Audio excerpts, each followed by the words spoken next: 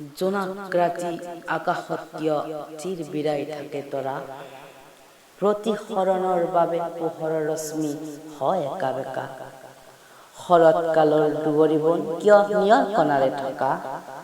জলীয় বাষ্পই সৃষ্টি কৰা সেইবোৰ পানীৰ কণিকা, আটলান্টিক মহাসাগৰৰ পানী কিয় গোট মাৰি যায়, কম উষ্ণতাৰ বাবে পানীয়ে বৰফৰ আকৃতি, লাজুকীলতাৰ হৃদয় আছে চুলে যায় জয়পতি,